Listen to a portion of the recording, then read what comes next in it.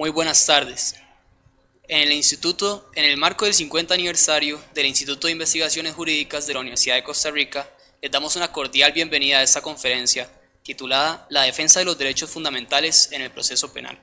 Se les informa, podrán realizar sus preguntas al finalizar la conferencia y podrán realizar la evaluación de esta actividad a través del código QR que les fue entregado al entrar a la sala.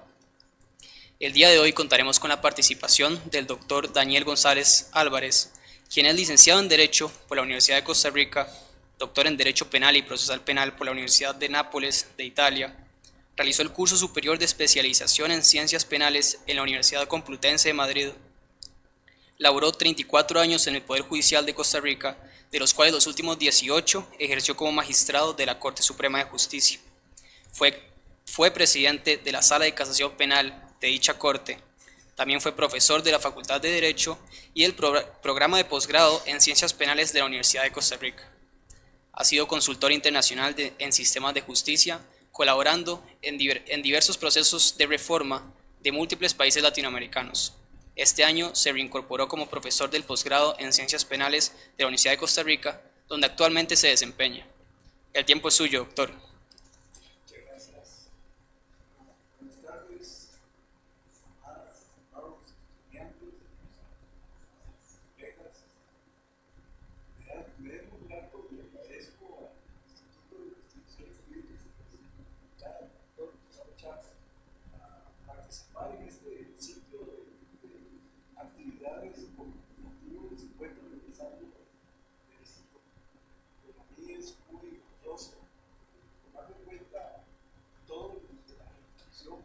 Tenido el instituto en el desarrollo de la actividad jurídica, política y social de Costa Rica. Recuerdo importantes pronunciamientos del pasado sobre situaciones jurídicas, discusiones jurídicas nacionales, en donde el instituto ha colaborado, ha contribuido, digamos, a formar patria, ha contribuido al fortalecimiento de la democracia. Y bueno, este tema del que vamos a conversar sobre la defensa de los derechos fundamentales y el proceso, le puse y en el proceso penal costarricense, porque la verdad vamos a conversar un poquito de los, digámoslo así, de los derechos fundamentales y el proceso, la relación entre los derechos fundamentales y el proceso, de dónde vienen, por qué, sobre todo a raíz de la crisis que atraviesa el sistema penal, a propósito del tema de las garantías fundamentales y, digámoslo, la cantidad de iniciativas populistas que pretenden transformar nuestro sistema de administración de justicia penal, pretendiendo con ello resolver el problema de la criminalidad. Y bueno, ese es tal vez un primer aspecto para luego hablar entonces de la defensa de los derechos fundamentales en el proceso penal, es decir, ya dentro del proceso y cuáles son los instrumentos de defensa. Y eso es un poco de lo que deseo conversar. No son temas muy populares, no le va bien a los derechos fundamentales en la actualidad, no le va bien al sistema de administración de justicia penal en la actualidad, no le va bien al sistema democrático, no son vientos favorables. Por eso creo yo que hay que insistir desde diferentes estrados en reafirmar, digámoslo así, muchos postulados fundamentales de la democracia y relacionados con el sistema jurídico, el tema de los derechos fundamentales en el proceso penal. Y esto porque realmente, si tal vez para arrancar de que generalmente visualizamos el tema de los derechos fundamentales como si se tratara los abogados tendemos a analizarlo como si se tratara de aspectos meramente jurídicos. Y la verdad es que tienen, es cierto, un contenido jurídico, un desarrollo doctrinario, pero lo interesante, digamos, es que hay que visualizarlo desde tres ópticas diferentes. Una, desde el plano jurídico, obviamente, si están o no recogidos en un instrumento, la Constitución, una convención, el Código, la ley, pero luego determinar si se aplican en la práctica, porque los abogados tendemos a a creer que la realidad es la norma jurídica. Y la verdad es que la realidad es lo que pasa en los tribunales y lo que le ocurre a los imputados y a las víctimas en el proceso, a los sujetos involucrados dentro del procedimiento. Y finalmente, ese es el segundo aspecto, el aspecto práctico. Y el tercero es el de asimilación cultural. Los tenemos varios principios en la Constitución, derechos fundamentales.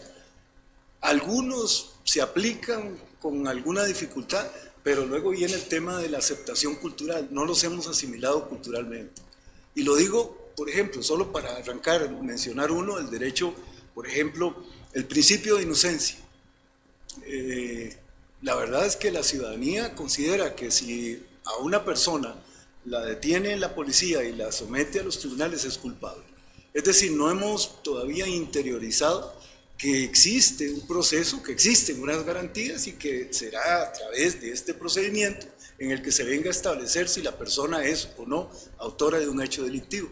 Y entonces vemos los linchamientos mediáticos, a veces, digamos, acelerados, frente a personas que eventualmente podrían no ser responsables o contra quienes no existan evidencia para declararlos culpables. Pero bueno, quiero iniciar precisamente con una reflexión que me gusta mucho a mí reiterar de Bobbio. Decía en el 1991, que el problema fundamental en nuestro tiempo, lo dice en 1991, en su libro El tiempo de los derechos, dice, el problema fundamental de nuestro tiempo respecto de los derechos humanos no es tanto fundamentarlos o proclamarlos, sino garantizarlos y protegerlos efectivamente. Hace casi 50 años que dijo esto y hoy estamos prácticamente en la misma encrucijada. Los juristas tendemos, como les decía, a hablar de garantías y derechos fundamentales creyendo de que una norma se encuentra vigente porque está prevista en la Constitución o en el Código Procesal y que eso es lo que constituye, digámoslo así, nuestra democracia. Y la verdad es que, digámoslo, en este momento, sobre todo que atravesamos un gran desafío por el problema y la incidencia de la criminalidad, el tema de la garantía se viene, digámoslo así, a distorsionar. Y quisiera arrancar porque los que afirmamos y que estamos convencidos en la necesidad de que los derechos fundamentales deben ser respetados y reconocidos, se cree que estamos en una acera distinta a la persecución de la criminalidad. Y entonces se habla de garantistas como casi a nivel ofensivo.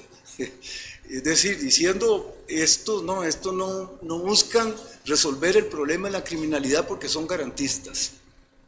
Y entonces creen, y así se vislumbra, digamos, sobre todo en el discurso político, que defender, digámoslo así, las garantías fundamentales es estar en contra de la represión de la criminalidad. Y eso es totalmente erróneo.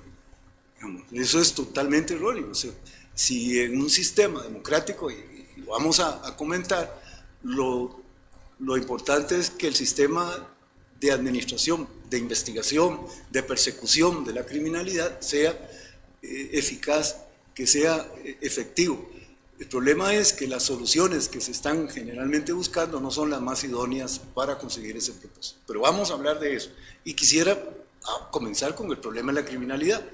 Es decir, nada más solo para refrescarnos. Yo creo que no necesitamos mucho informarnos mucho de este tema porque todos los días vemos los medios de comunicación en donde nos indica cómo la criminalidad ha aumentado, cómo el índice de la tasa de homicidios, ahorita lo vamos a ver, ha incrementado, y bueno, de la delincuencia organizada, el crimen organizado, el tráfico de drogas, ahora empezando nosotros con la modalidad del secuestro, que no lo teníamos, y también del cobro de peaje de tarifas, que esto es terrible en países como México, por ejemplo, en donde todas las actividades normales de la comunidad tienen que pagarle a la delincuencia organizada, si no, no puede operar. Un dentista, para poder atender en su consultorio, tiene que pagar una tarifa. Un centro comercial tiene que pagar una tarifa. El que vende tacos en la esquina tiene que pagar una tarifa. Todos. Y si no, o hay diferentes reacciones, digamos, frente al tema. Pero bueno, no voy a hablar de México.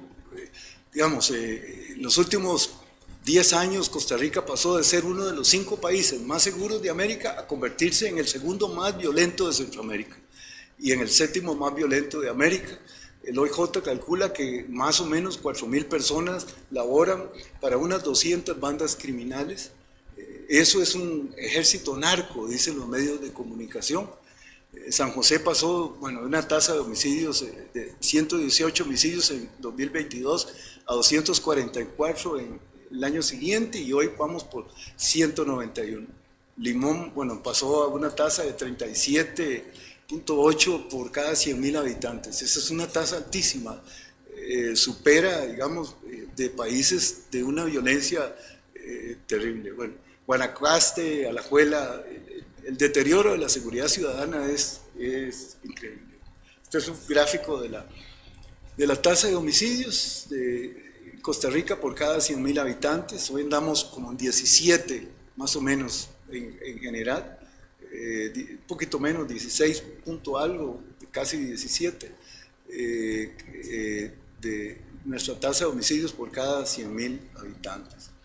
Digamos, las Naciones Unidas, paralelamente, digamos, hay un problema porque la ciudadanía, sobre todo los jóvenes y sobre todo los no académicos, digamos, los que no están en los medios, en las universidades, sobre todo, hay una concepción muy generalizada de que lo que se requiere es simple y sencillamente mano dura, y que la respuesta de mano dura es lo que le va a resolver el problema de la criminalidad. Y citan, bendito, a Bukele, que es digámoslo así, el ejemplo clásico de que esa es la solución para resolver el problema de la criminalidad. Y lo veremos, lo comentaremos.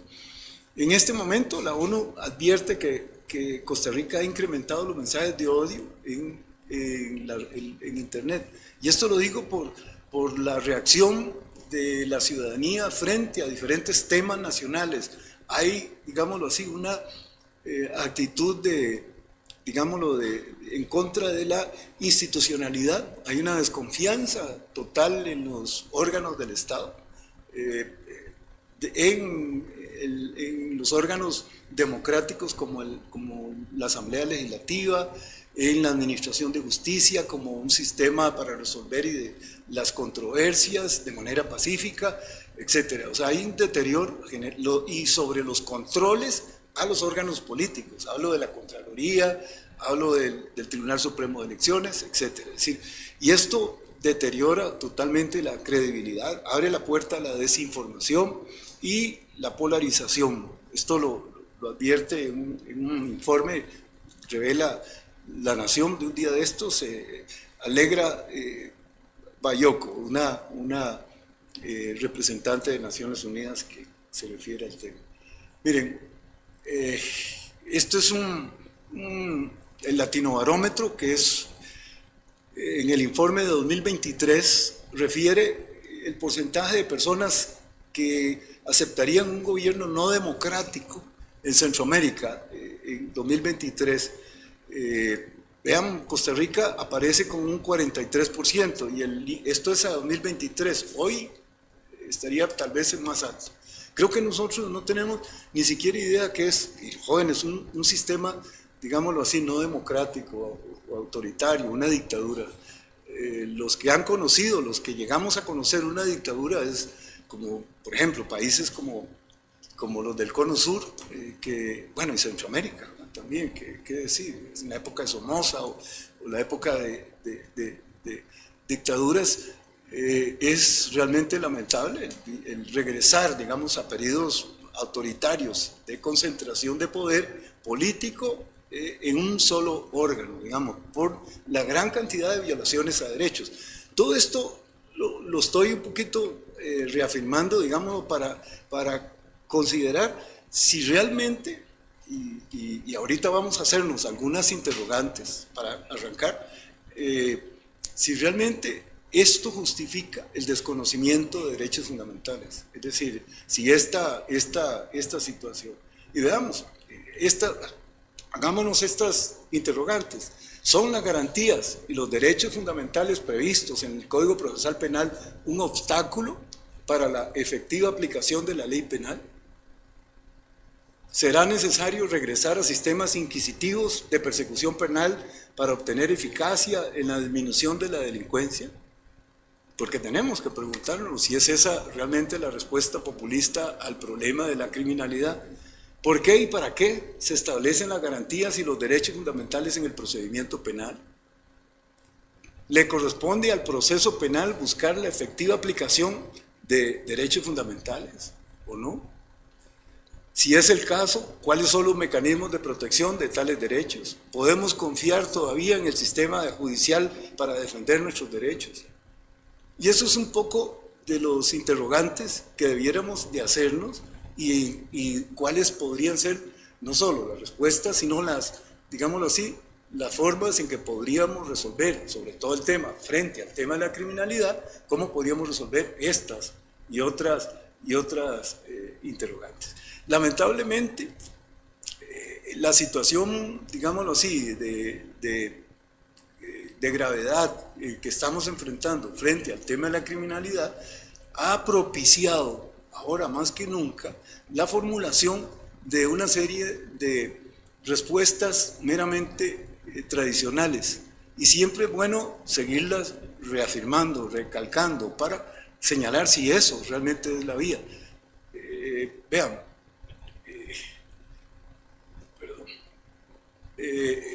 algunos sectores, sobre todo políticos, medios de comunicación, ciudadanos, incluso abogados, estiman que el proceso penal es eficaz y eficiente para combatir la criminalidad si aplica prisión preventiva a todos los imputados, si disminuye índices de criminalidad, si logra condenatoria para mayoría, si aplica extremos mayores de penas, si no aplica medidas alternas y si logra hacerlo en breve tiempo, sin espacios para la defensa. Y consideran que eso es lo que podría ser eficaz, el funcionamiento, digámoslo así, la lucha contra la criminalidad. Y entonces, estas son las respuestas. Las tres primeras es las que tradicionalmente se han propuesto todos los políticos, o sea, cada vez que hay un índice, un aumento de criminalidad, vemos primero el endurecimiento, las respuestas tradicionales, endurecimiento de la legislación penal, crear nuevos delitos y aumentar penas. Y entonces vemos que hay un gran esfuerzo de algunos sectores políticos de ofrecer esto como un resultado al tema de la criminalidad. 2, aumentar la cantidad de personas detenidas en las cárceles, a través sobre todo de la prisión preventiva. O sea, un aumento de prisión preventiva en las cárceles y menos beneficios penitenciarios. 3, más policías en las calles armados, más gente armada en las calles, como está ahora Washington, donde ha lanzado el ejército, digamos, a las calles. Y bueno, 4, que son los nuevos, digamos, los nuevos reformulamientos como respuestas tradicionales, digamos, en general. Disminuir derechos y garantías, que ese es un poco el tema del que un poco también nos preocupa, que hay una cantidad de reformas creativas y selectivas para ir modificando el sistema procesal penal. Y entonces vemos ayer, eso le comentaba hoy a don Gerardo, al editor don Gerardo Bonilla, que ayer escuchaba a un diputado que presentó un proyecto de ley y sale y le dan un despliegue como respuesta a la criminalidad. Hoy estamos presentando, dice el diputado, un proyecto para que el brazalete electrónico no se le aplique a personas que han cometido delitos con uso de armas, a ninguna persona. Y entonces, ya, digamos, si realmente, o sea, uno se podría pensar, sí, qué rico, o sea, hay que meterlos a la cárcel estos delincuentes. El tema es que esto no tiene relación con los delitos que están ocurriendo en la calle. Es decir, si la gente sigue, no hay, digámoslo, o ponerle un plazo, aumentar, digamos, los criterios digamos, restringir el uso o aplicar más favorablemente, digamos, los criterios para aplicar la prisión preventiva. Y vemos que hay varios proyectos de ley en ese sentido.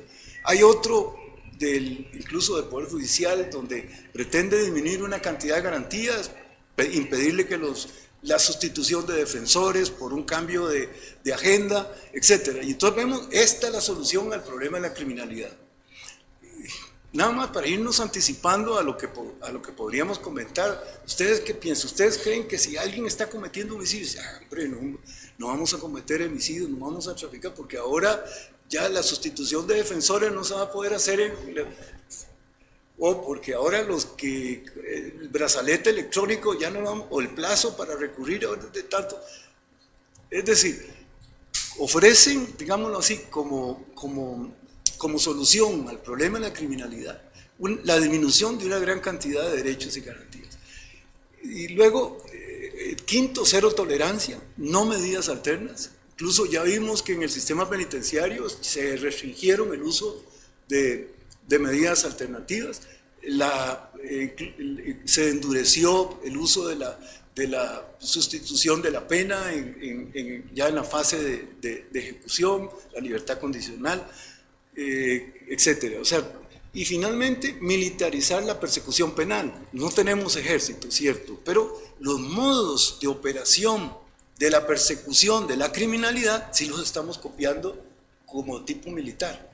Es decir, militarizar la persecución que esto lo han hecho muchos países, casi que la mayoría que tienen ejército, para resolver el tema de la criminalidad.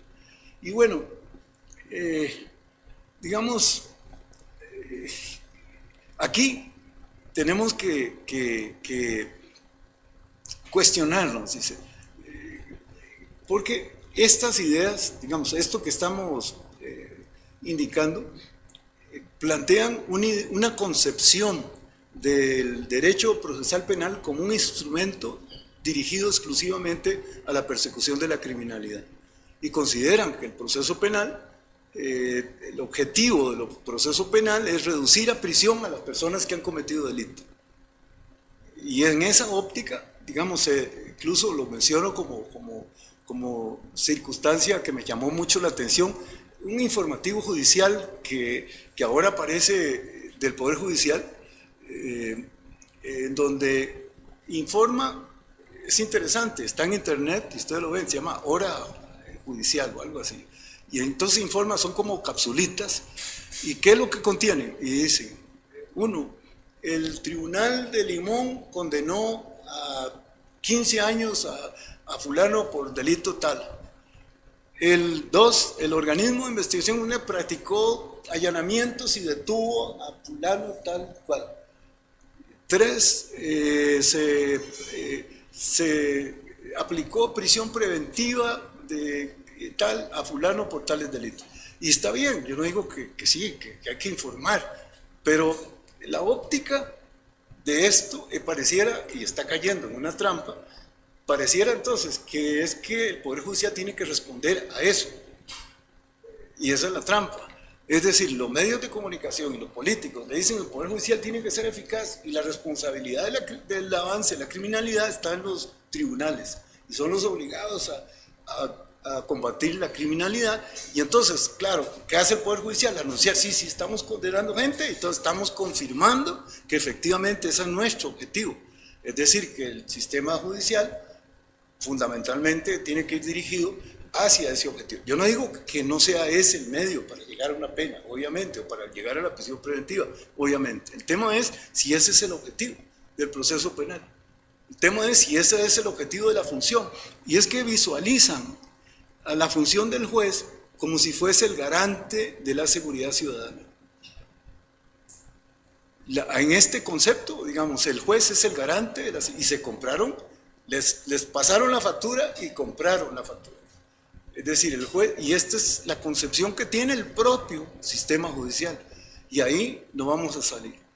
Bueno, por eso es que muchos estiman que los derechos fundamentales son un obstáculo para la persecución penal. Obviamente, claro, si el objetivo del proceso penal es encarcelar gente, condenar gente, los derechos fundamentales son un obstáculo. Claro que sí. Entonces, desde luego, pues, para eso, mejor, digamos, si el objetivo del proceso es meter gente a la cárcel, condenarlos, quiten todos los derechos fundamentales. Pues claro, porque esos son el obstáculo, por eso. Pero entonces, ¿qué son los derechos fundamentales y para qué existen? Digamos, este es lo que algunos autores llaman el derecho penal del enemigo, en donde paralelamente, digamos, y esto, la connotación de Jaco en relación con este tema, donde hay una cantidad, esto lo señala Jaco, de figuras en el sistema incluso que se han ido incrustando en el sistema acusatorio propio del sistema inquisitivo, que vienen a disminuir garantías y derechos fundamentales poco a poco a raíz de esta concepción de un derecho penal de autor, donde se perfila ya, digámoslo así, las características de lo que podría ser el delincuente, y en consecuencia se señala que debe responderse a esa, digamos, a esa configuración, un derecho penal de autor y no de hechos, como debiera ser en un sistema democrático, es decir, condenar a alguien por lo que es y no por lo que hizo. Digamos, si esta persona este es un ladrón, este es un sinvergüenza, este es un corrupto, en consecuencia hay que condenarlo. No, y no por hechos, es decir, que haya cometido tal o cual conducta delictiva. Por peligrosidad en lugar de culpabilidad, digamos así, el gran contraste. Algunos comentarios. Esto que refiero yo sobre las propuestas tradicionales al tema de la criminalidad, lo menciono porque, a propósito dice, bueno, aquí vinimos a hablar de derechos fundamentales y que habla de criminalidad. Lo menciono porque lo que está en juego a raíz del tema de la criminalidad son los derechos fundamentales. Lamentablemente no es el combate a la criminalidad, es decir, si seguimos en el camino que hemos tomado, no vamos a combatir la criminalidad, pero sí vamos a destruir los derechos fundamentales. Eso sí, porque han sido el obstáculo para lograr meter más gente a la cárcel. Pero difícilmente vamos a combatir la criminalidad a través de esa vía. Veamos, digamos, algunas observaciones muy rápidas. O sea, no es nuestro objetivo, digamos, de hoy, sino más la faceta del peligro que corren la defensa de los derechos fundamentales en ese contexto, a raíz de esto. Lo primero, aumento de policías y militarización de funciones. Digamos, puede ser, sí es cierto que la presencia policial en las calles sí puede favorecer, es cierto, algún tipo digámoslo, de disminución de cierto tipo de criminalidad, digamos, sobre todo la criminalidad de la callejera, incluyendo los homicidios, estos ajustes de cuenta, etcétera, que podría ser que además de otros delitos, asaltos callejeros, robo de celulares y la seguridad de la gente en la calle. Y es cierto, podría resolver, pero la gran cantidad de delitos no ocurren en la calle. Es más, los delitos más graves, bueno, digamos, dependiendo qué vamos a concebir como grave. Grave, obviamente, son los delitos de alto impacto, como los homicidios, violaciones, etcétera. Pero muchos, la gran mayoría de los delitos no ocurren en la calle. La corrupción no ocurre en la calle. Podemos poner la cantidad de policías que ustedes quieran en la calle, y si hay funcionarios corruptos o si hay empresarios que no pagan impuestos, que implica también delitos, porque son delitos, nada más que no están socialmente, no son tan socialmente estigmatizados como el robo, igual eso no ocurre en la calle. Los delitos informáticos, los fraudes financieros o delitos sexuales o las agresiones domésticas no ocurren en la calle. Entonces, la respuesta, más policía, sí, es cierto, podemos resolver algo, digamos, de la criminalidad, sobre todo la tranquilidad de los vecinos, la respuesta inmediata a hechos delictivos también, pero la gran mayoría de la criminalidad no lo va a resolver. Lo segundo, aumento de personas encarceladas. Miren, como dice Hegel, los pueblos no aprendemos de la historia, y por eso estamos condenados a repetirla. Los países que más gente tienen en prisión en América Latina son los que tienen más delitos. Sí, yo no sé, o sea, si vemos los índices de población penitenciaria de muchos de nuestros países latinoamericanos y los porcentajes de criminalidad que hay, y vemos que no hay correspondencia. Es decir, podríamos aumentar la cantidad de detenidos, igual eso no significa que vamos a disminuir la criminalidad. Y ahorita hagamos un paréntesis con El Salvador, porque con el tema, bueno,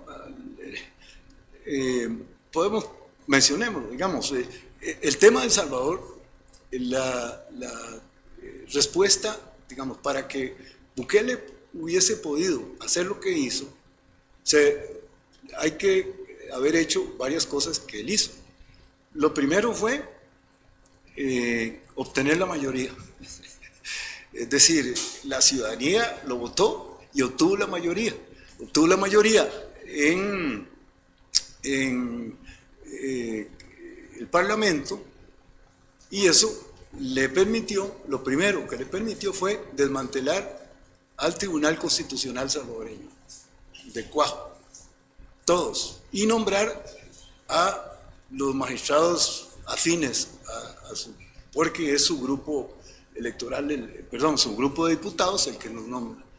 Modificó la ley del estatuto judicial y obligó a jubilarse a una gran cantidad de funcionarios judiciales obligatoriamente, es decir, desmanteló el Poder Judicial, sustituyó a los magistrados, al resto de magistrados y jueces, y colocó a jueces totalmente afines a su partido político. Estos magistrados le permitieron entonces interpretar la Constitución, que dice en varias, bueno, ya ahora últimamente ya la modificaron, pero hace unos meses, pero bueno, hace unos años, cuando el Tribunal Constitucional dijo que podía ser reelecto, porque aplicaba un principio de la Convención del derecho de todo ciudadano a ser electo.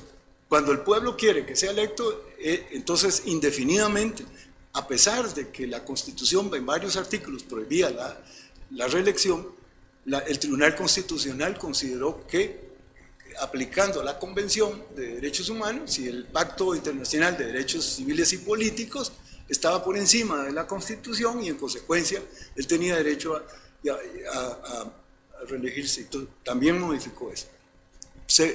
Tercero, suspendió las garantías, derechos fundamentales. Además, tienen 3 años de estar suspendidas todas las garantías fundamentales en El Salvador, 3 años, y sigue. Además, hace poco acaban de ratificar otra vez, prorrogar la suspensión de la aplicación de esto, precisamente de lo que estamos hablando, derechos y garantías fundamentales. Entonces, ese fue el... Y finalmente, que fue lo más, perseguir a las maras, pero de acuerdo con lo que dicen incluso informes de los propios Estados Unidos, que hubo una negociación entre el gobierno y los cabecillas de las maras para que, sin que hubiese un disparo, porque no lo hubo, las maras se entregaron. No hubo guerra, no hubo pelea, las maras se entregaron. ¿Cómo es eso? Es decir, simple y sencillamente se pusieron a disposición de las autoridades y los llevaron a las cárceles. Y los cabecillas, después aparece que también los habían detenido, después los capturaron, unos en México y otros en Estados Unidos. Y bueno, ahí hay todavía un tema, incluso Bukele está pidiendo que los pandilleros jefes que están detenidos en Estados Unidos se los devuelvan. Y Estados Unidos no ha querido devolverse. Pues bueno, vean, y una negociación con los líderes de las pandillas para que no hubiese conflicto a cambio de obtener, digamos, bueno, todo eso, no lo digo yo. Por ejemplo, hay informes de Cristosal, una de las tantas organizaciones. Esta es una organización que a mí me da mucha credibilidad, es de jesuitas, de salvadoreños de derechos humanos que están ahí y vive constantemente informando de la violación de derechos fundamentales. Y luego, lo último nada más del tema Bukele es que ese sistema no se puede replicar porque habría que, primero, realizar todas estas acciones que dije, suspender las garantías fundamentales, denunciar los pactos de derechos fundamentales y simple y sencillamente señalar que no son aplicables los ciudadanos no tienen derechos fundamentales frente a los tribunales. Y bueno, y no sé si nosotros estaríamos también dispuestos a eso, pero bueno. Y finalmente, bueno, habría que ver si realmente es cierto que se disminuyó la criminalidad. Digamos, sí se disminuyeron los homicidios, porque obviamente sí bajaron la tasa de homicidios, la disminuyeron. Hay una cantidad de personas detenidas arbitrariamente, tienen, digamos, un porcentaje, más del 5% de la población está encarcelada en El Salvador. Y, bueno, es un costo muy alto. Hay una gran cantidad de personas que se supone son inocentes, por lo menos, y en este momento están realizando procesos de 100 en 100. Es decir, no los acumulan y dictan en una semana una sentencia donde 100 están condenados, para que no digan que son en prisión preventiva. Y bueno, y así están, aunque no tengan que ver, uno lo detuvieron en un lado, otro en otro, nada más que sean de la misma organización o que se supone que son de la misma organización y los juzgan en conjunto. Pero bueno, ese es el tema Bukele. Y finalmente el endurecimiento del sistema penal. Se han adoptado muchas medidas como aumentos de plazos, procesos sumarios, procesos especiales, gran cantidad de delitos, y esto tampoco tiene ninguna eficacia para la solución de la criminalidad.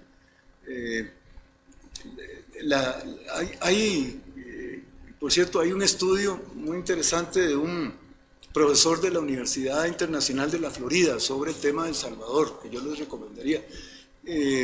Es un politólogo que es profesor en Estados Unidos y señala las razones por las cuales no sería replicable el modelo Bukele en el resto de América Latina, pero lo pueden googlear ahí en la página de la universidad. Pero bueno, muy rápido, tampoco es nuestro objetivo, digamos, porque van a decir, bueno, entonces, ¿cuáles son las respuestas? Es decir, ¿qué podrían ser? Aquí algunas nada más para hacerlo rápido y regresar a nuestros temas de derechos fundamentales, porque mi propósito no era tanto de criminología, sino del riesgo que están, digámoslo, que están enfrentados la existencia de los derechos fundamentales en nuestro sistema de justicia penal. Y eso es lo que me interesa acentuar, pero vean algunas respuestas técnicas que usted va a decir entonces. Primero, rescatar la independencia económica, política y funcional de los órganos de justicia y del Ministerio Público. Yo creo que esto es fundamental. En este momento el Poder Judicial atraviesa nuevo, o sea, todos lo sabemos, una gran crisis, está siendo objeto de ataque. Hay que modificarlo, tiene un montón de cosas que resolver y que modificar, pero eso no significa, como vamos a ver, que no haya que defender la independencia y la institucionalidad, los controles, digámoslo así, de los otros poderes. Segundo, implementar una investigación científica, estratégica y eficiente para los delitos, es decir, para la persecución de los delitos. Yo creo que esta es tal vez una de las principales medidas. Es decir, si lo que queremos es capturar delincuentes, lo que tenemos que hacer es eficientar los métodos, las formas de investigación de la criminalidad.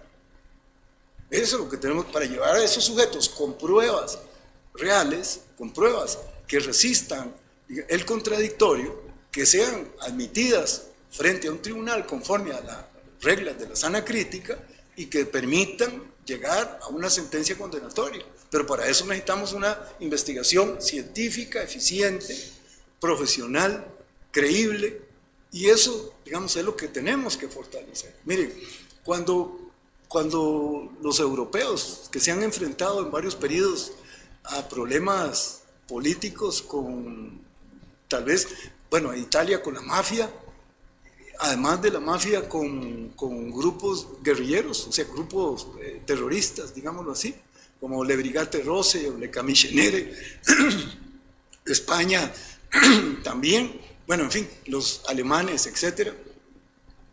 Ninguno se planteó la posibilidad de disminuir garantías.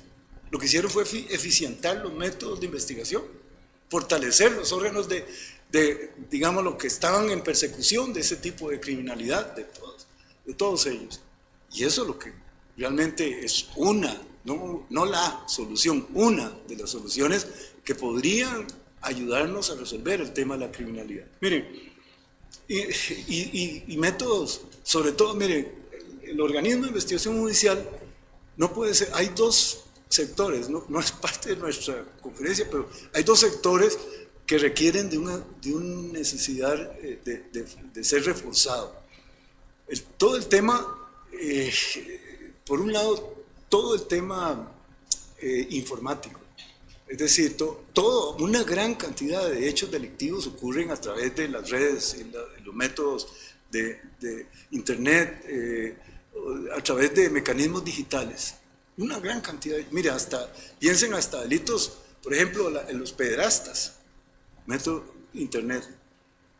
O sea, delitos de todo tipo se cometen a través de digámoslo así,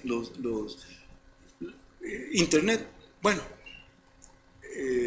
si vemos cuántos oficiales, digamos, cuántos peritos, cuántos cuenta el organismo de investigación judicial en materia de investigación, poquísimos, o sea, son realmente poquísimos. Y bueno, y el otro tema es en el financiero contable. La gran falencia, sí los tiene, y tienen varios, pero no lo suficiente. No puede ser que detuvieron a una persona y 2 años después pudieron abrir el teléfono gracias a que Estados Unidos prestó el software. Eso no puede ser. Pues eso, al día siguiente debieron haberlo abierto y haber hecho una investigación, a ver qué. Y lo financiero también, la parte financiera. Hay una gran cantidad de delitos económicos, bancarios, fraudes, de empresarios que pasan desapercibidos y que provocan un gran perjuicio a la comunidad. Y bueno, esos dos sectores, solo para mencionar algo de eso. Incorporar también a todos los sectores en verdaderas políticas públicas, utilizar medios alternativos de solución de conflictos, resolver el grave problema de gestión de los despachos judiciales, que ni hablo. Obviamente hay un problema de gestión, de congestión en los tribunales, fortalecer la estructura y la gestión de la policía y el MP, desterrar los formalismos y los rasgos inquisitivos del proceso y crear políticas públicas dirigidas al bienestar de la población, como en materia de educación, empleo, etcétera, digamos que han sido totalmente desarticulados. Pero bueno, aquí la conclusión, digámoslo así, es que eficacia y garantías no son conceptos contradictorios. Son, digámoslo así, complementarios. Digámoslo, para obtener eficacia y eficiencia es indispensable cumplir con todos los requisitos del debido proceso en un sistema democrático. Obviamente que si estamos en un sistema autoritario, esto no vale, simplemente lo detiene la policía y va para la cárcel, y no importa si está condenado o no, pero está privado de libertad. Pero en un sistema democrático esto es a través de un debido proceso, con pruebas, a través de un tribunal, a través de una acusación fiscal, para que llegue a una sentencia.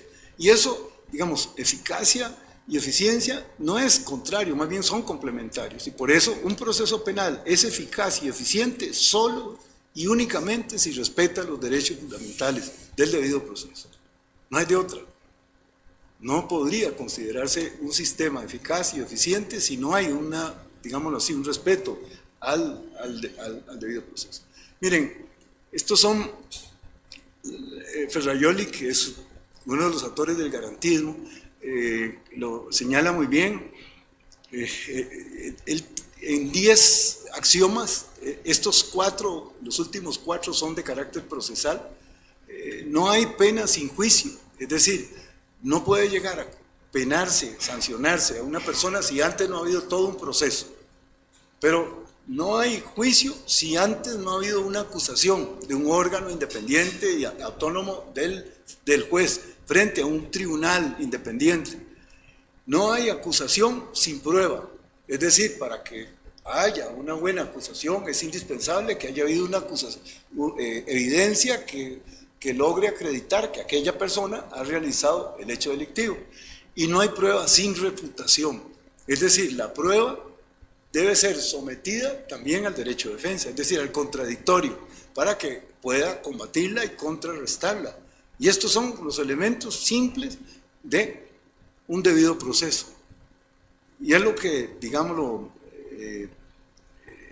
pretende nuestro Código Procesal Penal. Vean, esta es la finalidad del artículo 7 del Código Procesal Penal. Los tribunales, dice el artículo 7, y es bueno leerlo y releerlo, dice: los tribunales deberán resolver el conflicto surgido a consecuencia del hecho de conformidad con los principios contenidos en las leyes, en procura de contribuir a restaurar la armonía social entre las partes y en especial el restablecimiento de los derechos de la víctima. Para tal efecto también podrá resolverse conforme al procedimiento de justicia restaurativa. Para tales fines siempre tomarán en cuenta el criterio de la víctima en la forma y las condiciones que regula este código. De esto a considerar que son los garantes de la seguridad, hay una buena distancia. Vean que pareciera que estamos como en focos un poco diferentes, digamos.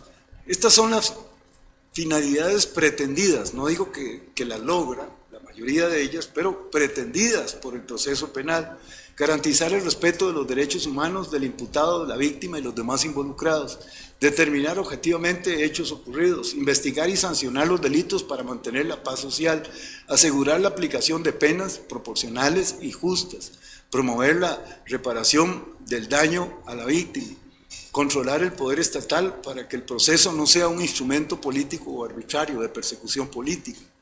Esto es muy típico de los sistemas latinoamericanos, sobre todo porque las fiscalías dependen de los poderes ejecutivos, o por lo menos con una gran influencia de los poderes ejecutivos.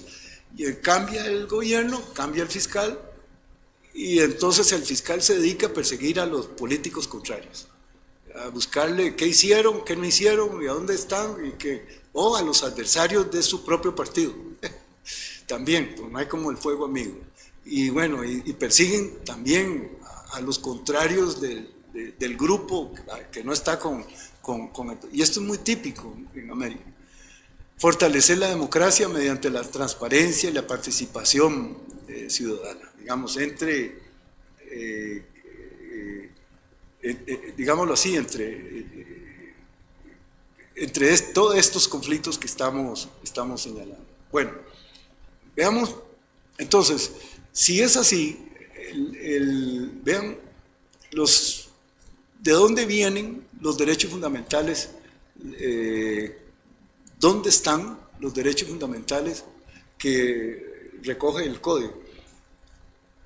Vean ustedes, si nos detenemos un poquito, y esto lo señalo porque algunos actores políticos, incluso abogados, sostienen que el grave problema en Costa Rica para la criminalidad son las garantías previstas en el Código Procesal Penal, y que lo que hay que hacer es cambiar el Código Procesal Penal para lograr eficacia en la persecución de la criminalidad, y que si eliminamos las garantías, los derechos fundamentales, porque dicen que eso es un código garantista que solo le da derechos al imputado y que la víctima no se lo da, cosa que es totalmente falsa en el sentido de que fue ese código el que más bien fortaleció la participación de la víctima en el proceso penal, le dio la posibilidad de constituirse en acusador coadyuvante, le permitió que a través de la conciliación pudiese resolverse la pretensión punitiva, etcétera. O sea, le dio una serie de facultades que no tenía en la legislación anterior. Pero bueno,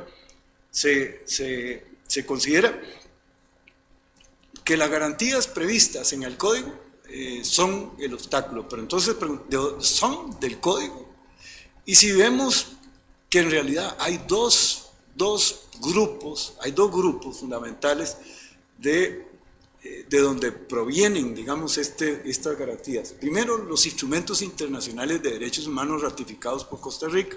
Y hablo de instrumentos, porque pueden ser convenios, resoluciones, dictámenes, etcétera, conforme lo ha dicho la Sala Constitucional, que son de aplicación jurídica en nuestro país. Pero bueno, con solo los instrumentos jurídicos vinculantes, digámoslo, y la Constitución política. Vean, este es un cuadro, muy rápido también, de algunos derechos fundamentales. Aquí a la derecha están la Convención Americana sobre Derechos Humanos, el segundo, el Pacto Internacional de Derechos Civiles y Políticos, el tercero, la Declaración Universal de Derechos del Hombre, y el cuarto, la Declaración Americana de Derechos y Deberes del Hombre. Son 4 instrumentos, hay en cantidad, pero pongo esos 4. Si se fijan, ¿dónde están, por ejemplo, principios fundamentales del proceso penal, como la prohibición de detención arbitraria?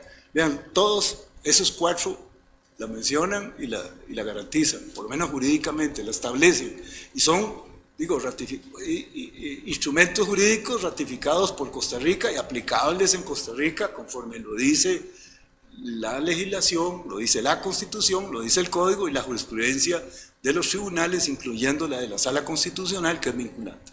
Y bueno, prohibición de detención arbitraria, información de cargos, motivos de detención, ser llevado sin demora el derecho a ser llevado sin demora ante un juez en un plazo razonable, impugnar la legalidad de la detención, el juicio imparcial, independiente y público frente a un tribunal, igualdad ante los tribunales, presunción de inocencia, derecho de defensa, defensa gratuita, derecho a intérprete, presentar pruebas y contrainterrogar testigos, no autoincriminación, el derecho al silencio, el recurso ante un tribunal superior, el derecho al recurso, el principio de legalidad, de no retroactividad, la prohibición de doble incriminación, el non bis in idem, etc. Esto es una ejemplificación.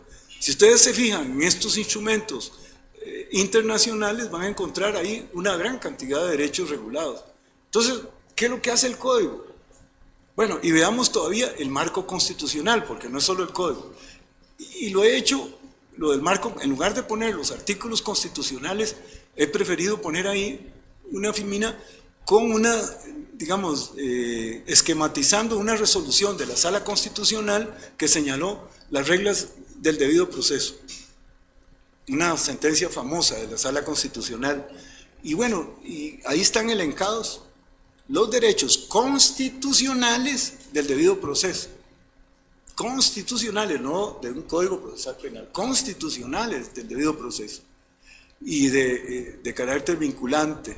Entonces, vean, derecho a juez regular, derecho de audiencia, principio de inocencia, indubio pro reo, derechos del procedimiento, derecho a sentencia justa, etcétera, etcétera. Y esa sentencia, se la recomiendo, es viejita, fue redactada por el magistrado Pisa Escalante, y tuvo una gran repercusión, digámoslo así, en esa época, que fue en los albores, digámoslo así, de la Sala Constitucional del 92. La Sala Constitucional no ha cambiado de criterio en relación a su contenido. Lo que ha cambiado es quién debe defender y garantizar estos derechos a través del amparo o del habeas corpus. En eso sí ha cambiado, es decir, ahí le ha trasladado a los tribunales la obligación de tutelar algunos de estos derechos, pero no ha cambiado de que estos son derechos constitucionales previstos en nuestra legislación. Digamos, y en esto es vinculante, digámoslo así, la legislación. Y bueno, vean, que por eso cuando el Código Procesal Penal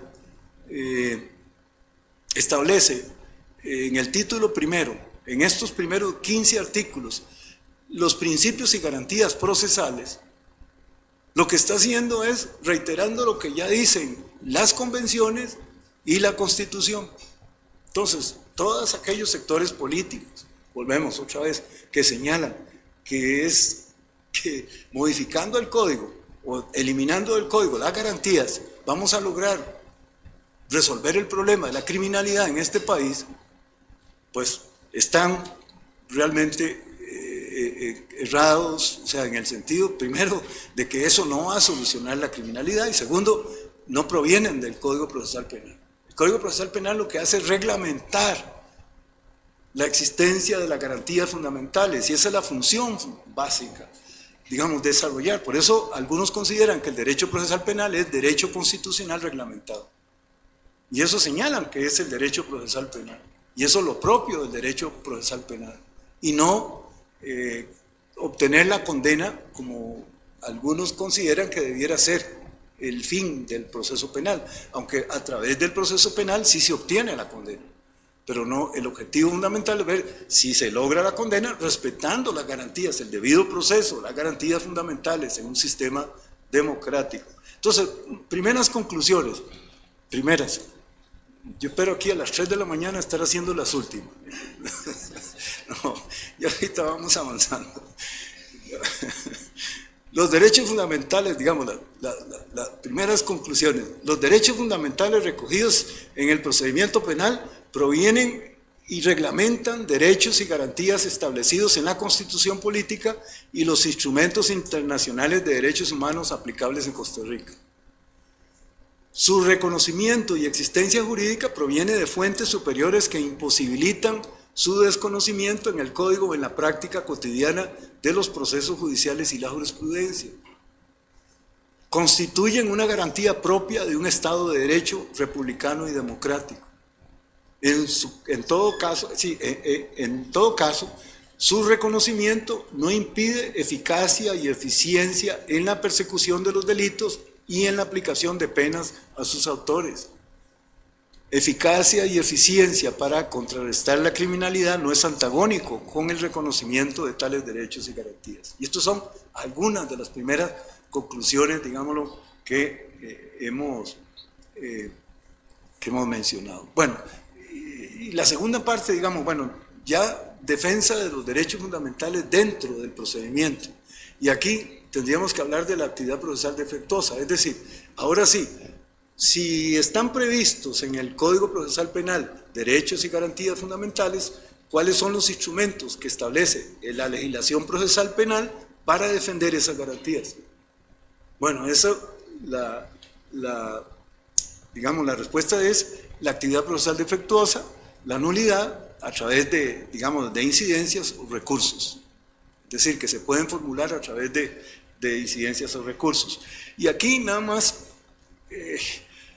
la actividad procesal defectuosa, aquí hay una desinformación, digo yo, o una mala formación en relación con el tema de la actividad procesal defectuosa y la nulidad. Perdonen que lo diga, ya ahí hemos hecho alguna publicación sobre el tema. Hay una, digamos, una no adecuada comprensión de lo que significó la reforma del Código Procesal Penal en estos temas.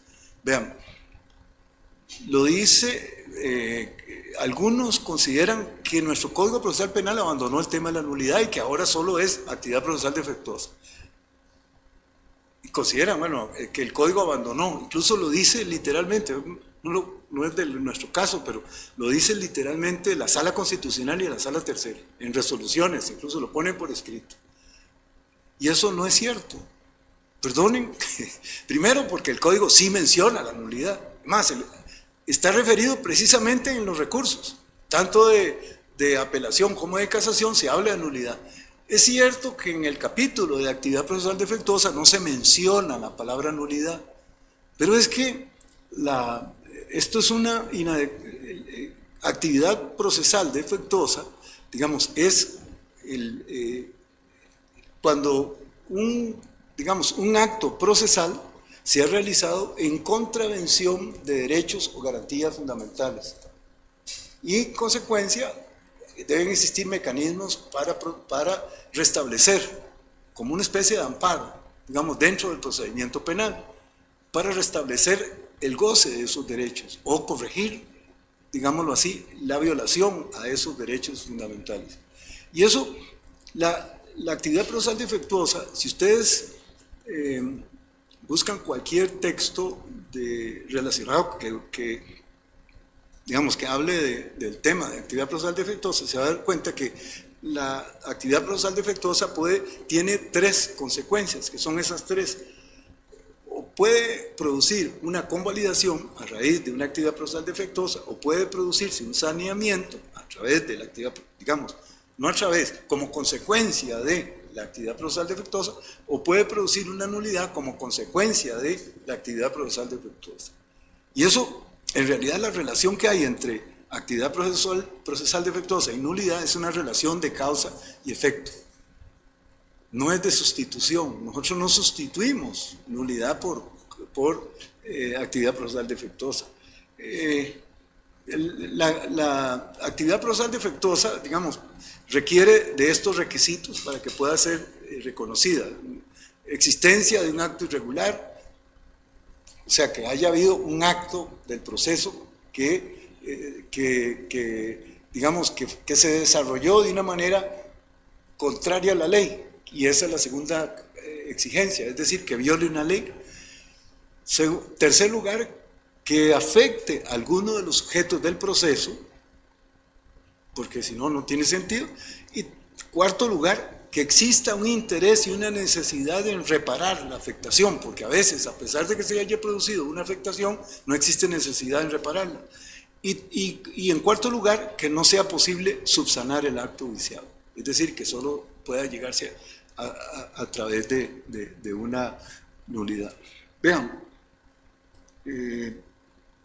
digamos, ahí no es, digamos, no es mi propósito hablar de esto, es un tema que sería para otro rollo, pero un ejemplo que me gusta poner en relación con el tema de la actividad procesal defectuosa y de la necesidad, es un ejemplo, les decía yo a mis estudiantes en el posgrado, que les voy a poner un caso y les hago una trampa, les decía, al mismo tiempo, y les decía, un día llega a un juicio, el tribunal, está constituido el tribunal en la sala de juicio, llega el defensor, está el fiscal, está el imputado, perfecto, empieza el juicio, no habla el defensor. ¿Y cómo? No, dicen los jueces, hoy en este tribunal no habla el defensor.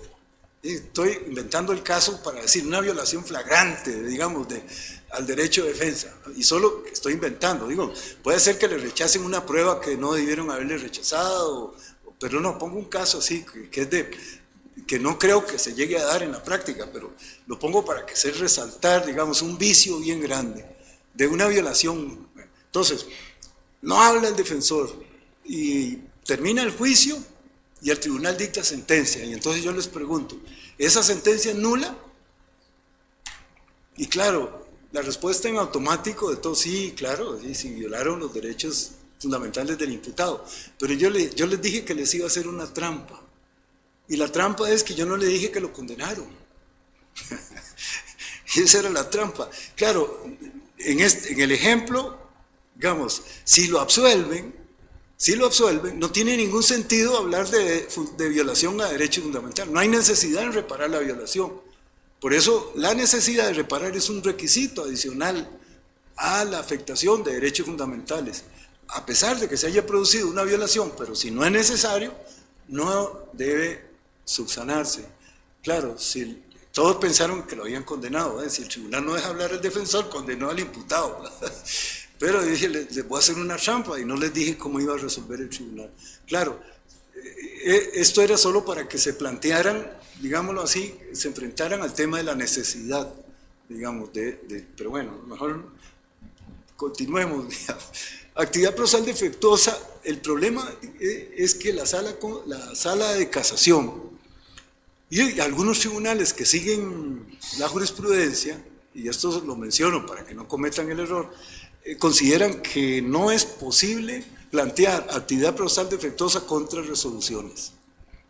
Y eso lo dice la sala tercera. Y entonces, yo lo que les aconsejo es que cuando existan vicios que estén contenidos en la propia resolución, lo que dice la sala tercera y algunos tribunales que siguen esa posición, porque no todos la siguen, es que la violación digamos, a derechos fundamentales en una resolución debe alegarse en el recurso, no a través de actividad procesal defectuosa. Claro, tienen parcialmente razón, ahorita vamos a terminar de matizarlo, digamos, nada más, pero bueno, esto lo deducen del artículo 175, porque realizan una interpretación restrictiva del artículo 175. El artículo 175 dice: no podrán ser valorados para fundar una decisión judicial, ni utilizados como presupuestos de ella, los actos cumplidos con inobservancia de las formas y condiciones previstas en la Constitución, en el derecho internacional o comunitario vigente en Costa Rica y en este código, salvo que el defecto haya sido saneado de acuerdo con, bueno, etc.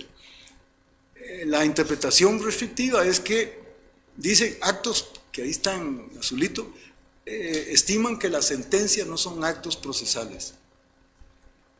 Otro tema, digamos, porque toda la doctrina de derecho público, derecho procesal, considera que parte de la actividad procesal, de los actos procesales, están las resoluciones de los tribunales. Pero ellos consideran, en consecuencia, dicen, esto no es aplicable a resoluciones es solo recursos. Y en consecuencia no se puede. Claro, sí tienen razón de que digamos, yo no puedo, si en una sentencia de un tribunal de juicio contiene vicios, como por ejemplo falta de fundamentación, violación a las reglas de la sana crítica, yo no puedo plantear una incidencia de actividad procesal defectuosa. Tengo que plantear el recurso y ahí argumentar que se han producido estos o cuáles hierros, digámoslo así. Y en eso sí tienen razón, pero eso no significa que la actividad procesal defectuosa no comprenda las resoluciones, obviamente que sí. Pero bueno, este es un tema que tendrá que resolverse. Formas de acatar una resolución que contiene una actividad procesal defectuosa es a través de un recurso de apelación o casación cuando se autorice el recurso, o a través de una incidencia de nulidad cuando no se reconozca recurso contra esa resolución. Eso sí, sin mencionar que se invoca actividad procesal defectuosa, porque si no, le dicen que no procede. Aunque utilicen todos los ingredientes de la actividad procesal defectuosa. Entonces, segundas conclusiones. Ahorita llegamos a las 20. No, ya estas son casi las últimas. No se preocupe.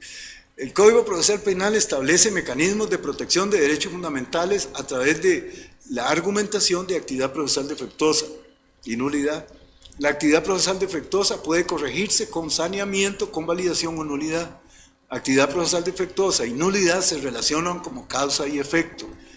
La jurisprudencia que desconoce la actividad procesal defectuosa es un instrumento que reconoce que la actividad procesal defectuosa es un instrumento para atacar resoluciones, configura una interpretación restrictiva de derechos, contraria al artículo 2. Es aconsejable no invocar actividad procesal defectuosa para defender derechos fundamentales cuando la irregularidad provenga de una resolución. Esas son otras. Y finalmente, ya estos tal vez, no sé si me he extendido, digamos, nuestro sistema de justicia aplica y protege garantías y derechos fundamentales. Y esto es más reflexiones, digamos. Y para no decirlo lo que vivimos todos los días abriendo el periódico, el quinto informe del Estado de la Justicia de este año, el Poder Judicial señala que el Poder Judicial enfrenta un peligroso ataque político que erosiona la calidad de la democracia. Rezago en justicia cumplida y pronta hacen más vulnerable al judicial frente a presiones generadas por nuevas competencias judiciales y más conflictividad social. Implementación de iniciativas novedosas de acceso a la justicia para poblaciones vulnerables se dificulta por falta de reformas a la gobernanza judicial. Digamos, y hay señala el informe de la crítica política que se ha ejercido contra el Poder Judicial, dice el informe del Estado de la Justicia, cosa que podemos corroborar nosotros viendo telenoticias o leyendo los periódicos. El Poder Ejecutivo amplió su poder de megáfono para atacar continuamente al Poder Judicial, que es un hecho sin precedentes en la instauración de la llamada Segunda República.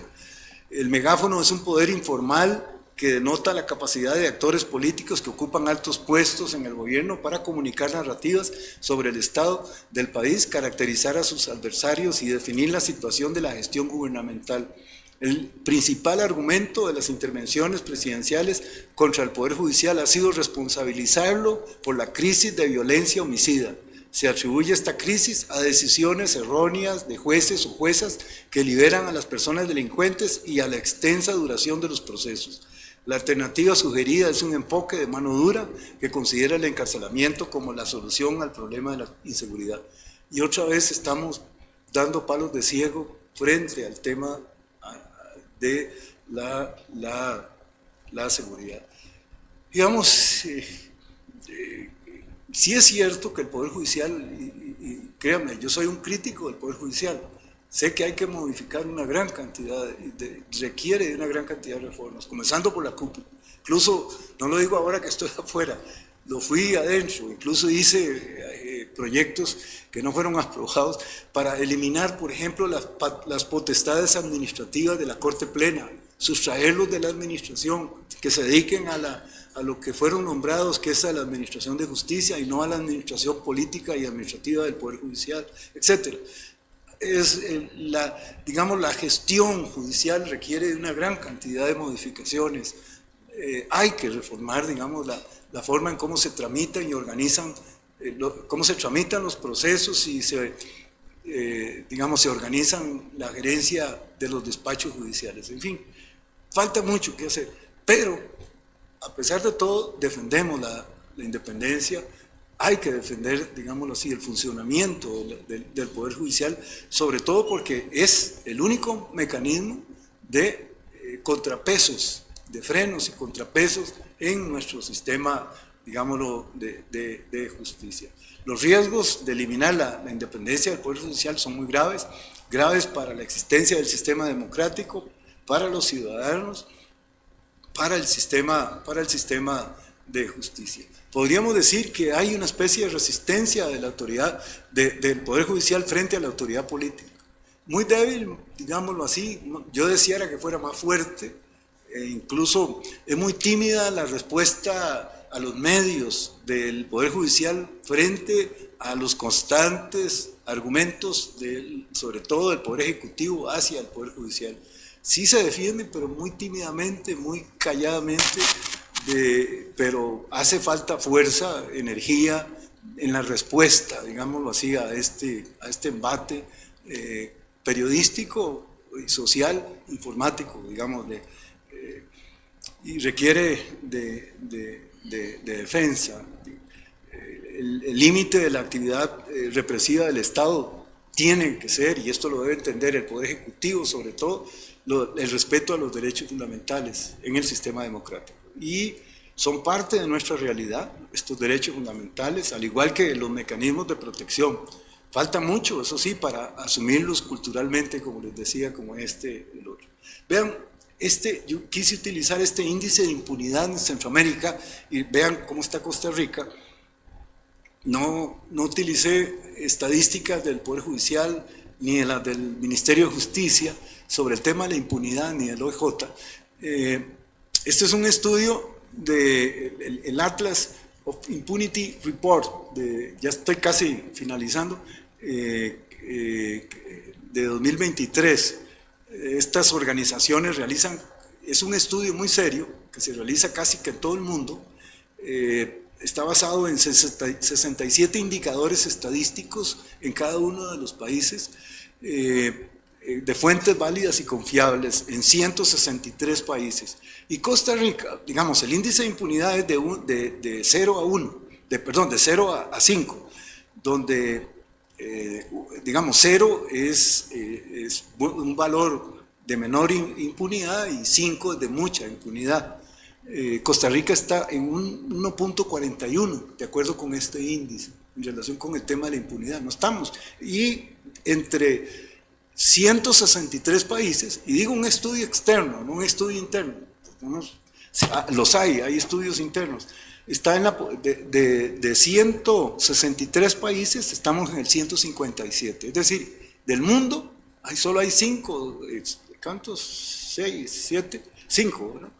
Países por encima de Costa Rica en relación, que están mejor, digámoslo así, donde hay menos impunidad. Esto lo dice un informe externo. Entonces, no estamos, digámoslo, tan mal. Ya para terminar. Los intentos de debilitar al Poder Judicial deben diferenciarse, sin embargo, de la crítica ciudadana a los múltiples problemas que arrastra para brindar una justicia pronta, cumplida e igual para todas las personas. La crítica es parte de la vida democrática y un poderoso mecanismo para mejorar los servicios judiciales, y hay que continuarla. Pero todavía existe un criterio de mayoría que estima necesario mantener el sistema judicial independiente de los sectores políticos. Es indispensable defender con hechos la legitimidad y necesidad de los controles jurisdiccionales sobre los excesos de la administración, También resulta indispensable confirmar la necesidad de mantener en primera línea la defensa de los derechos fundamentales y las garantías en el sistema de administración de justicia. Todavía queda camino que recorrer a muchas de esas garantías para que sean asimiladas, como el principio de inocencia, lo he dicho. La defensa de los derechos fundamentales en el sistema de justicia es una tarea permanente que debemos continuar confirmando en nuestras actuaciones como profesionales en derecho, como estudiantes de derecho, pero sobre todo como ciudadanos. Muchísimas gracias, estimados.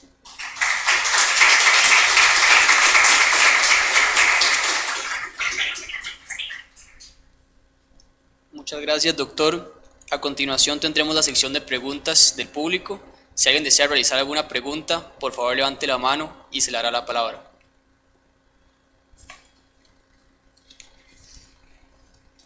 Bueno, muy buenas tardes, casi noches ya. Agradecer infinitamente la presencia de su persona, don Daniel, aquí, porque realmente es un gusto venir y escucharle. Y para quienes recordamos otros tiempos en el Poder Judicial y otros tiempos también en la facultad, pues con mayor razón. Vamos a ver, dentro de todo lo que se hablaba de las garantías existentes que son para la totalidad de las personas, hay un tema que a mí me ha preocupado y es y tiene relación con el papel del Poder Judicial y esa deformación que se percibe y se palpa en medios de comunicación, y lo digo porque viví eso siendo parte del Poder Judicial, en donde recuerdo que una vez el director de un noticiario dijo, porque se había sancionado a un juez por haber variado una prisión preventiva, no de un caso, digamos, de crimen organizado, delincuencia organizada grave, no, un caso me parece que era de un robo, una cosa así, una prisión la sustituyó, y me acuerdo que dijo, ahora sí el Poder Judicial está aplicando la ley en casa, sancionaron a un juez, esa era la noticia, y lo que había que celebrar era que se sancionó al juez por el cambio en la medida, sin hacer un análisis, porque yo me he quedado con las ganas siempre que se haga un análisis jurídico de la resolución, para ver si la resolución se bastaba a sí misma por respeto al principio de independencia judicial. Sí. Entonces, partiendo de eso, el mensaje que se envía es un mensaje a la ciudadanía primeramente, un mensaje erróneo, un mensaje torcido. Pero también hay un mensaje a quienes ejercen puestos de judicatura. ¿Por qué? Porque entonces viene la noticia. El otro día la vi la semana pasada. Detuvieron a una gente, solo duraron 6 horas detenidos. Solo duraron 6 horas detenidos. O sea, parece que la regla era que tuvieran que permanecer, ojalá, encarcelados de por vida. Se le impusieron 250 años de prisión al femicida por una serie de delitos, pero tan solo cumplirá 50. Y yo, bueno, o sea, el mensaje, la forma en que está redactado, definitivamente lanza al público la idea de que el proceso penal sirve para que la gente vaya a la cárcel. Ahora bien, y desde la perspectiva de quienes están en un puesto de judicatura, es la situación de que, bueno, hago lo que tengo que hacer, pero cuando se me cuestiona por una resolución que causa insatisfacción ciudadana e insatisfacción de ciertos medios de comunicación, yo por lo menos me he quedado con las ganas de que la cúpula judicial reaccione no analizando el caso concreto, pero sí que reaccione defendiendo esta garantía, defendiendo la independencia judicial, diciéndole a la ciudadanía, el juez no está para complacer a la gente en el sentido de que se engrose el número de personas en un centro penitenciario, está para aplicar la ley. Hay que sentarse a debatir, hay que sentarse a escuchar la decisión, hay que sentarse a ver si, aunque se compartan o no los fundamentos, es una decisión conforme a los principios de las convenciones y conforme al derecho de la Constitución. Entonces pregunto yo, ¿hay o no hay aquí y esto es algo que yo he sido muy crítico, un silencio de la cúpula bajo el argumento no nos podemos pronunciar porque eso sería analizar el caso en concreto, cuando lo que se trata es de salir precisamente en defensa de esa garantía que hoy sí se está viendo peligrosamente amenazada, pero creo que con motivo de esa inactividad o esa pasividad de años atrás. ¿Cuál sería su parecer? Sí, no, coincido, don Manuel, justamente con esa opinión. El problema de la independencia del juez es que el juez no está solo sometido a presiones externas, sino también internas. El que haya crítica al funcionamiento de la judicatura externa, a mí no me preocupa. Digamos, bueno, sí me preocupa, pero sí debe ser, como usted lo señala, de alguna manera debe darse respuesta. La Asociación de la Judicatura ha salido ya varias veces en defensa de jueces que han sido cuestionados nada menos que por el propio presidente de la República, incluso dando su nombre, y dieron en un caso hasta su teléfono y su correo para que un montón de troles le ingresaran a su... y cosa que no debieran ser. Y el Poder Judicial no salió la Asociación de la Judicatura en defensa del juez, pero no el Poder Judicial de manera oficial. Lo grave, digamos, aquí hay varios problemas. Lo grave primero es que la crítica ciudadana está muy bien.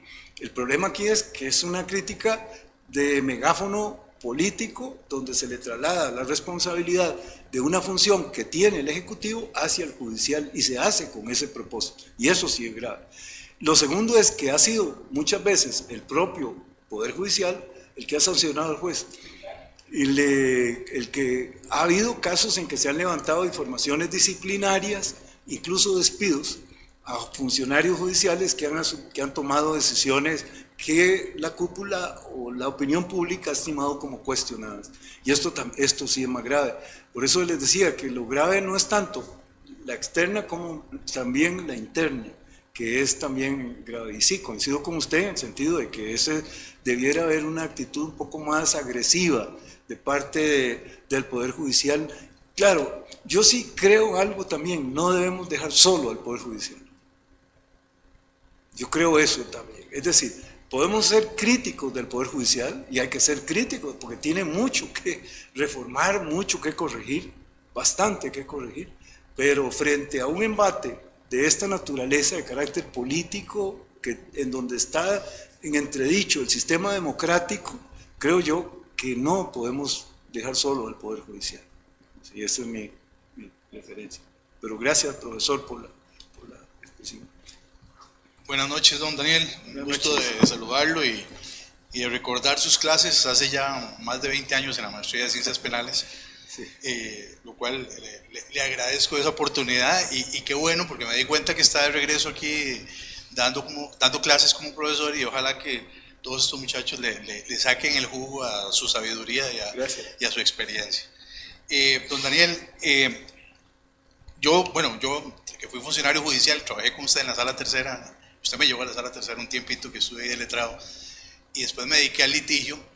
Luego de escuchar su exposición, obviamente me interesó mucho venir, porque creo que siempre tenemos que estar refrescando el deber ser, ¿verdad?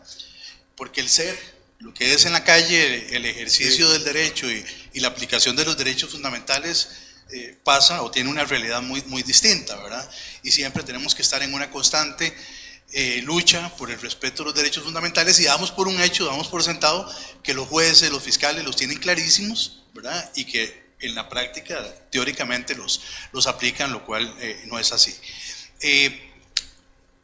Tal vez el brevísimo comentario para hacerle la preguntita es que, como complemento de todo lo que usted ha manifestado, yo también siempre he sostenido que es sumamente importante no solo tener un poder judicial que efectivamente esté consciente de los derechos fundamentales y los aplique en la práctica, sino que muchas veces esa práctica o esa aplicación difícilmente se da en la realidad, porque contamos o tenemos un poder judicial que con los años ha venido perdiendo la estabilidad, no solo desde el punto de vista laboral, por lo que mencionaba Manuel antes, ¿verdad? Que la gente tiene miedo de perder la silla, de que lo echen, de que no lo nombren, si dicta una resolución que defiende los derechos fundamentales, pero que critica los medios de comunicación, y ya eso le va a hacer un escándalo y lo van a ver feo en el barrio, pero que también por una serie de medidas que se han venido dando en los últimos años, se han venido también disminuyendo,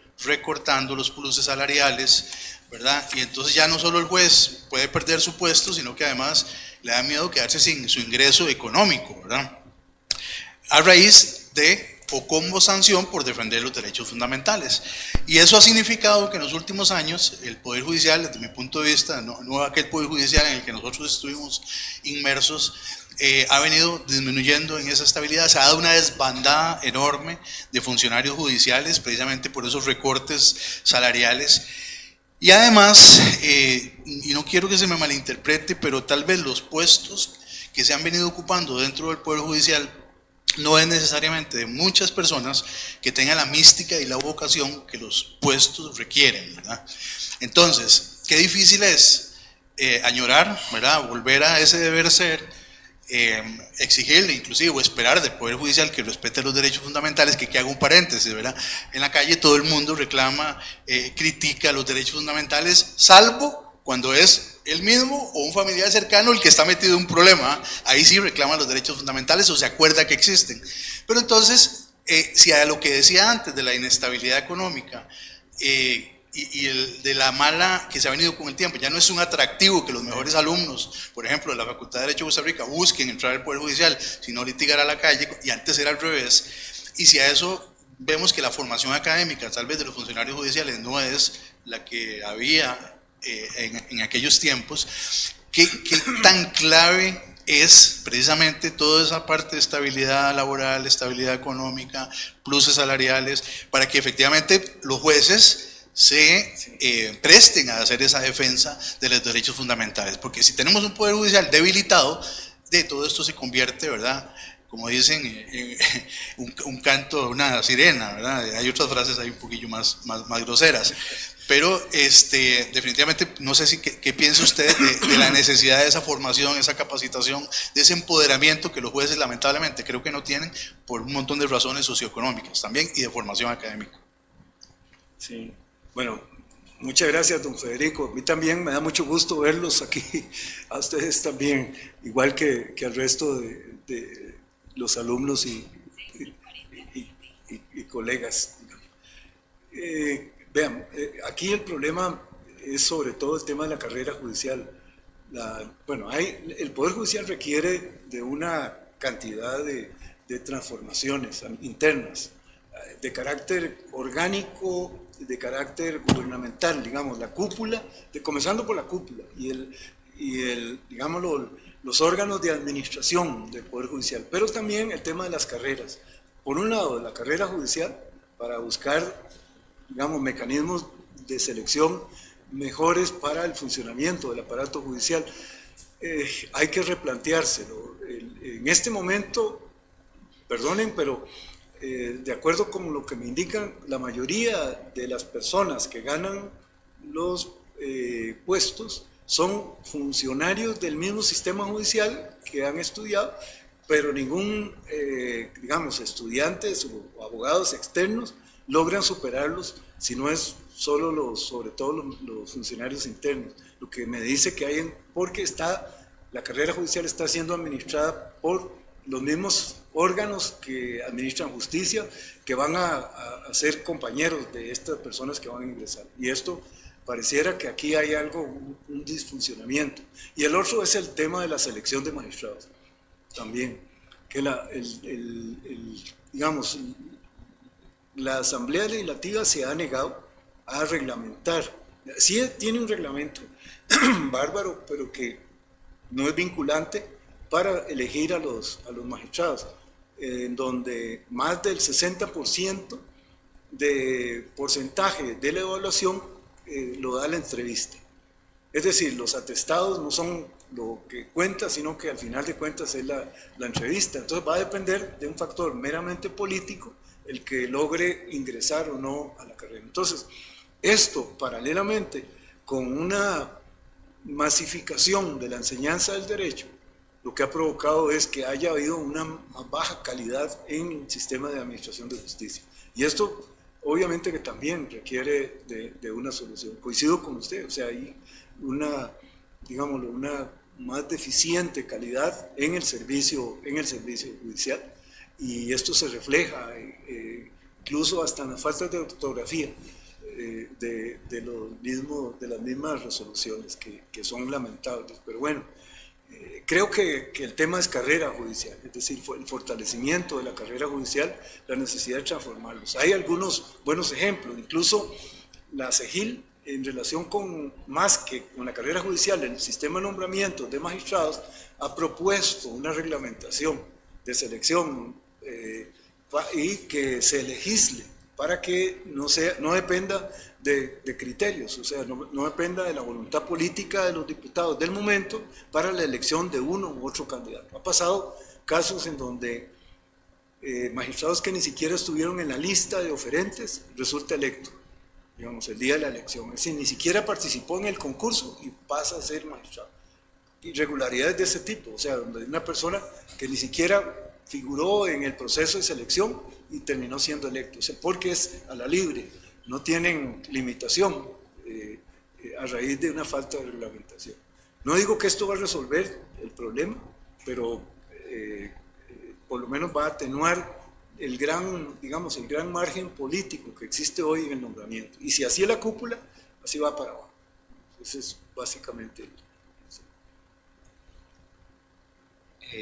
Buenas tardes, don Daniel. Muchísimas gracias por impartir su conocimiento, sus observaciones sobre asuntos de la política la política nacional, ¿verdad? En este caso, lo que nos compete aquí en materia judicial, los derechos, etcétera, ¿verdad? Ahora que hablaba de El Salvador, de hecho me acuerdo una conferencia que usted dio, la lección inaugural del posgrado sobre autoritarismo. Entonces cuando habló de El Salvador dije, mira, tiene que ver con lo que había comentado. Pero mi pregunta en concreto va sobre lo siguiente: si los derechos fundamentales en el proceso penal suelen ser tan mal vistos, ¿verdad?, por la sociedad común, por los mismos abogados y abogadas, ¿verdad?, y bueno, en general por todo el resto, creo que, y esa es mi opinión personal, creo que inclusive son peor vistos en materia de derecho penitenciario, cuando ya procede la ejecución de la pena, cuando la persona es condenada. A la persona condenada se le limitan los derechos fundamentales. Recientemente se les impidió temas de visitas, en temas de defensa, el ingreso de computadores. Recientemente hay un recurso presentado ante la sala, ¿verdad? Así es. Entre muchas otras cosas. Por ejemplo, el CAI Jorge Arturo Montero, antes conocido como La Reforma, para materia de videoconferencias virtuales, se les ocurrió la insensata idea de que los custodios del centro penal no van a funcionar para trasladar a la persona dentro del centro penal a la sala de videoconferencias. Tiene que el Poder Judicial, mediante las cárceles, los oficiales de custodios de cárceles del OIJ, llegar al centro penal y mover a la persona a la sala de videoconferencias dentro del centro penal. Eso es malísimo, ¿verdad? Ahí ellos sacaron la circular y bueno, yo que trabajo en la defensa me di cuenta de eso, ¿verdad? Y dije, bueno, y no, jamás, ¿qué está pasando? Esto no solo merece un recurso, sino que merece otras regulaciones, que es lo que voy a entrar. El Código Procesal Penal regula la ejecución de la pena, en general regula todo lo que tiene que ver con el derecho penitenciario, muy breve, muy sencillito. Entonces, ¿usted cree que para afianzar los derechos fundamentales de las personas condenadas, e inclusive de las personas indiciadas que no son condenadas, sino que están en centros penales, debería lo que está ahorita en el reglamento penitenciario, deberían otras facultades del Ministerio de Justicia estar reguladas en ley? ¿O usted cree que la flexibilidad de un reglamento o las circulares tal vez más bien permiten esos derechos fundamentales? Que mi opinión es que no, pero quiero escuchar la suya. Sí, no, el tema penitenciario, bueno, es la cenicienta de las ciencias penales. Incluso en el tema del privado de libertad, bueno, el problema en Costa Rica es que no ha habido una ley.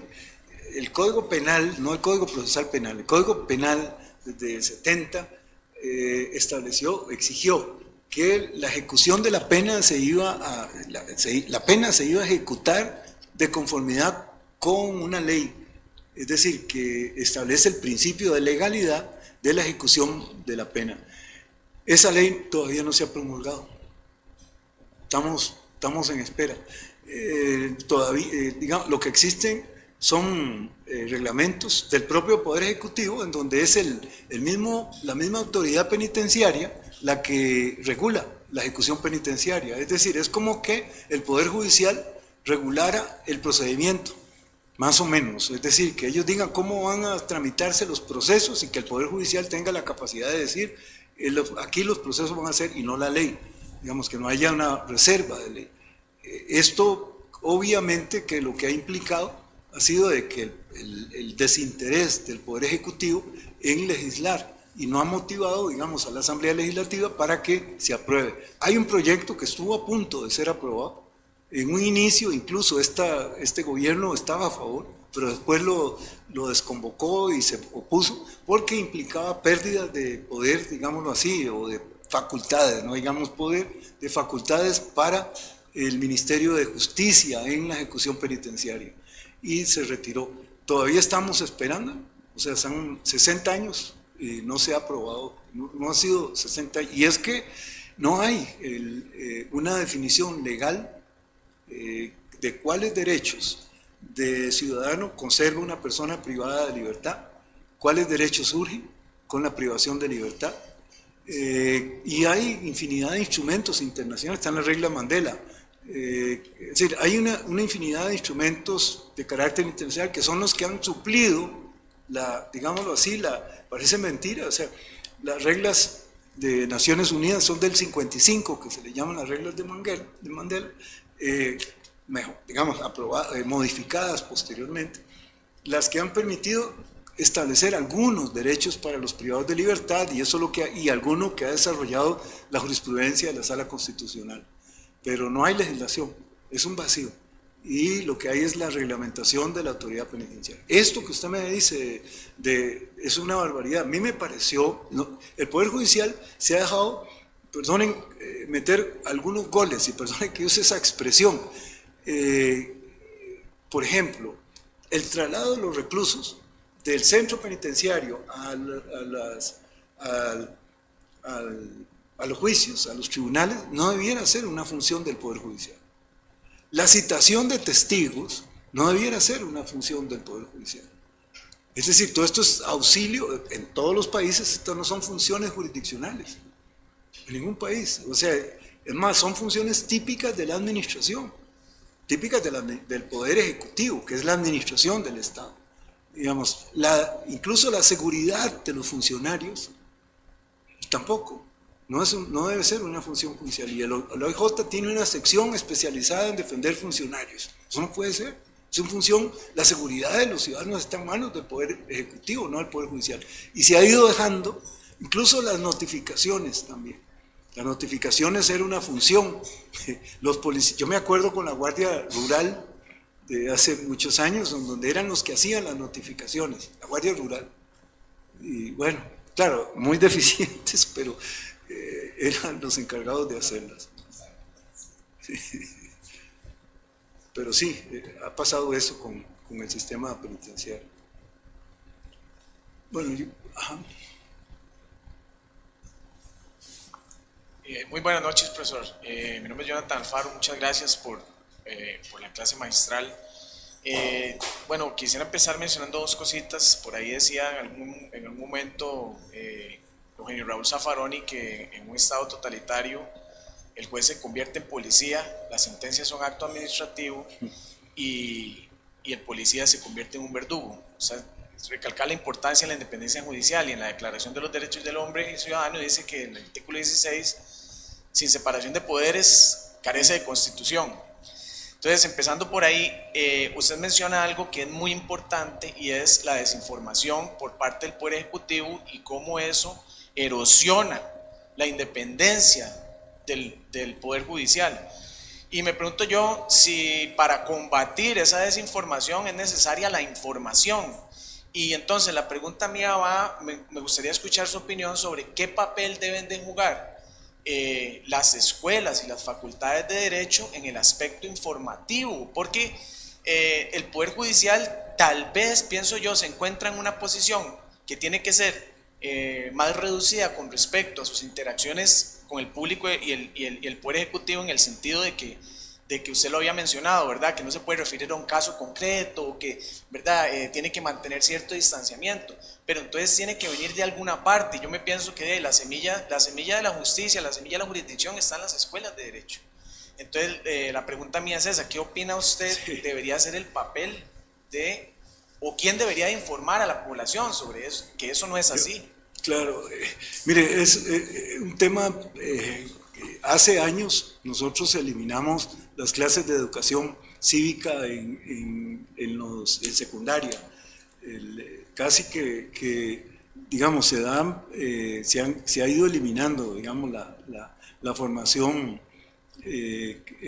jurídica, digámoslo así, general, para todos, para toda la población. Esos resultados de la encuesta, digamos, de Latinobarómetro, de cómo en Costa Rica, por ejemplo, casi el 50% estaría dispuesto a que haya un gobierno autoritario en el país si logra resolver los problemas, digámoslo, sobre todo en materia de seguridad. Es un desconocimiento a lo que es la democracia, a lo que son las instituciones, y yo creo que es general. No es un tema solo de abogados, o sea, es tan delicado que no se lo podemos confiar a los abogados. Es decir, debe ir más allá, es decir, es un tema ciudadano, lo que usted menciona, es un tema ciudadano y debiera ser general, de formación general para todos los ciudadanos. Claro, la Facultad de Derecho también debieran de tener, pero estos no son temas, miren, hablar de derechos fundamentales y hablar de democracia, perdón que use la palabra, pero no son temas atractivos, es decir, no son temas populares, no son temas sexy, como decía alguien en relación con esto, diciendo que estos no son temas que realmente le interesen a la población. O sea, la preocupación es en otros temas. Y claro, esto hace que la defensa, la institucionalidad, pase a un segundo o tercer plano, digamos, de manera muy delicada. Sí.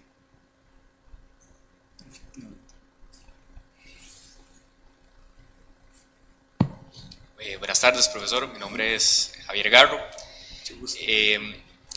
Es una consulta muy breve. Mi profesor de penal decía que él, vacilando, ¿verdad?, que él no entendía por qué cuando hablaba de las coyunturas sociales y todo el tema de política criminal, en las fiestas de boda, ¿verdad?, quedaba solo en la mesa hablando. Con 21 años yo ya entiendo un poco el porqué y ya me estoy rindiendo, ¿verdad?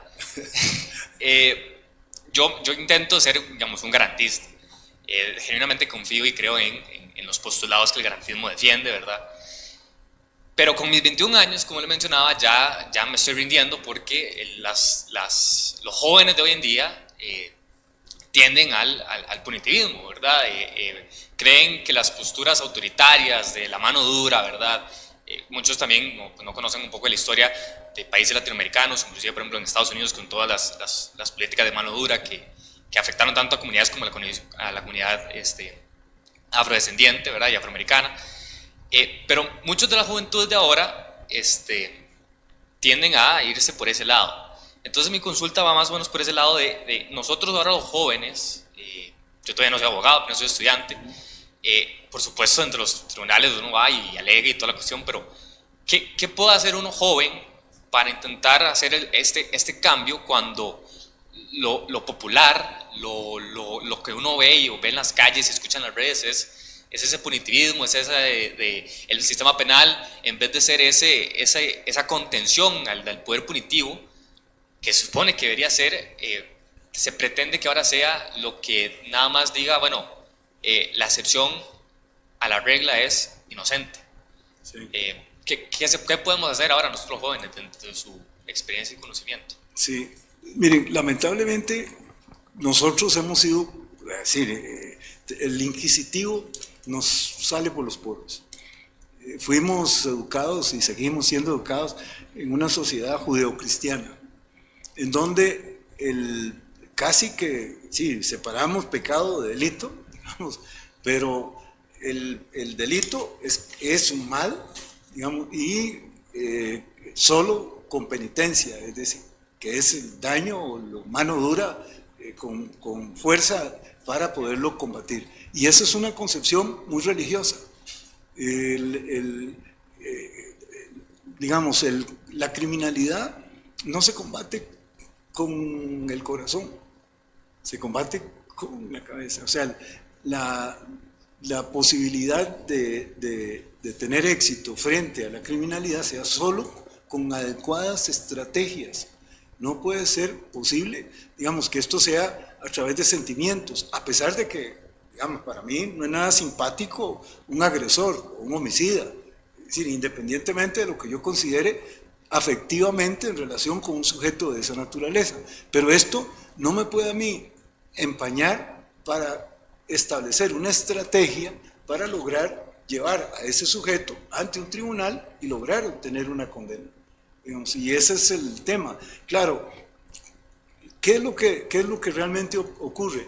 Es la falencia del sistema de administración de justicia, y digamos, hablo como un todo, sobre todo en la parte de investigación, de contención y preventiva, lo que produce esta desilusión de la gran mayoría de los ciudadanos, en donde consideran cómo es posible que estamos sufriendo una gran cantidad de delitos y además nos vienen a mí a hablar de garantías.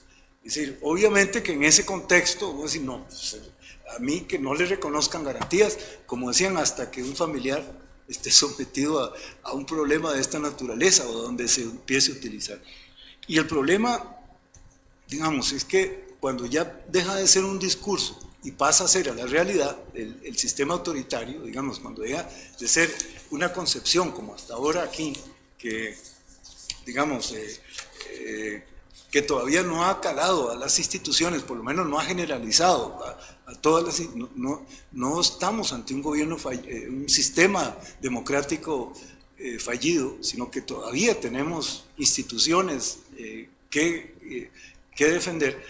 El problema no es, digamos, de sentimiento, es decir, no es el que yo considere que debe hacerse, sino está en realmente lograr que ese sistema sea efectivo para el combate de la criminalidad. Mientras eso no ocurra, la gente va a considerar que la mano dura es la solución. La gente cree, hay una ecuación que consideran que a mayor dureza, mayor efectividad. Esta ecuación, o sea, si el sistema es duro, es eficiente. Y eso es falso. Todas las veces en la historia que ha existido mano dura, hablo de los sistemas autoritarios, han sido las veces de la historia en donde más se han violado los derechos fundamentales de los ciudadanos.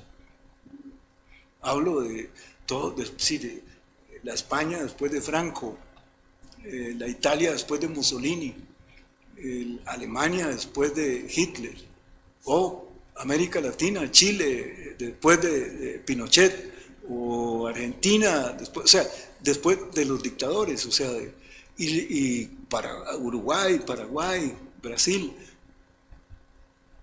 ¿Qué es lo que hablan? De los miles, y hablan de los muertos, hablan de los desaparecidos, pero no hablan de la cantidad de violaciones individuales a derechos diferentes al de la vida, como no tener derecho a estudiar, no tener derecho a trabajo, no poder hacer un comercio, no tener acceso a propiedad, etcétera, que fueron también derechos despojados en épocas de dictadura. Entonces, no tenemos ni idea de lo que es un sistema democrático sin frenos y contrapesos, digamos, donde haya un poder al poder político. Todas las veces, vean, y perdónenme que mencione a nuestro país vecino, pero comenzó, y vean, comienza persiguiendo delincuentes, después adversarios políticos y finalmente, bueno, medios de comunicación, organizaciones no gubernamentales, organizaciones religiosas, porque hasta esos les tienen pánico, y a los contrarios políticos, terminan en eso, todos, no ha habido nada, y esa es la realidad, pero lamentablemente la gente sigue considerando que mano dura es la solución al tema de la criminalidad, y eso se da lamentablemente esa deformación. Yo creo que la eficiencia en el funcionamiento, la eficacia, pero real, no esta del populismo, de que de que ofrece más penas, aumentamos, vean, nosotros aumentamos, tenemos una de las penas de prisión más altas de América Latina, es decir, a 50 años, es una de las más altas, incluso en materia de penal juvenil también, tenemos una de las penas más altas, si no la más alta, las más altas. Y cuando pasamos, yo me acuerdo, pasamos de 30 a 50, ¿qué resolvimos?